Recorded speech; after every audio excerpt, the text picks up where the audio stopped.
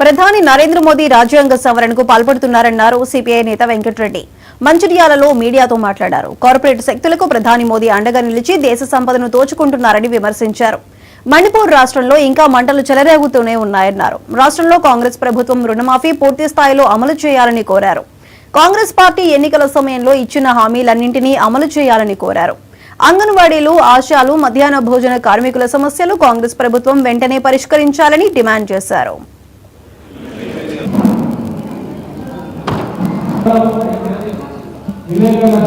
దేశవ్యాప్తంగా ఓ సంచలనమైనటువంటి చర్చ సాగుతున్నది. ఈ దేశ భవిష్యత్తు ఏమిటి? ఈ దేశంలో ఉన్నటువంటి రాజ్యాంగం 1950 జనవరి 26లో డాక్టర్ బిఆర్ అంబేద్కర్ గారు పూర్తి చేసినటువంటి డాక్టర్ రాజేంద్ర ప్రసాద్ గారి అధ్యక్షతన రాజ్యాంగ సన్నాహక సమితి ఉన్నప్పటికీ అంబేద్కర్ గారు పూర్తి దాన్ని రూపురేఖదిద్దినారు కాబట్టి అది జనవరి 26, 1950 నుంచి అమలులోకి వచ్చింది. అంటే 76 సంవత్సరాలు గడుస్తున్నా ఇప్పటి వరకు రాజ్యాంగ సవరణకి ఈ ప్రభుత్వం సాహసించలేదు. కానీ ఈ నరేంద్ర మోడీ ప్రభుత్వం రాజ్యాంగ ఉల్లంఘనకు పాల్పడుతుంది, ఉద్యోగులు ఊరుతున్నది.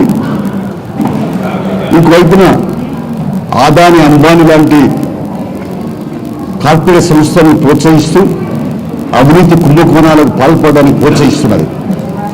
ఇది పూర్తిగా దిగజారిన పత్రంలో ఈ పరిపాలన సాగుతున్నది. ఆదాని గ్రూప్ పైన అనేక ఆరోపణలు వస్తున్నాయి. అమెరికాలోనే 2,500 కోట్లు విడుపులు ఇచ్చినారని చెప్పి విచారణ చేయమని అమెరికా ప్రభుత్వం ప్రకటించింది. కానీ నరేంద్ర మోడీకి చీమగుట్టినట్లేదు, సిగ్గు కూడా లేదు. పార్లమెంట్లో జాయింట్ పార్లమెంట్ కమిటీ ఏమని చెప్పి ప్రతిపక్షాలు ఎంత మొత్తుకున్నా అరణ్యరోధనంగా అయిపోతా ఉంది. మాకు మెజార్టీ ఉంది కాబట్టి మా ఇస్తాం, మా రాజ్యాంగం చెప్తా ఉన్నారు. దేశవ్యాప్తంగా ఓ సంచలనమైనటువంటి చర్చ సాగుతున్నది. ఈ దేశ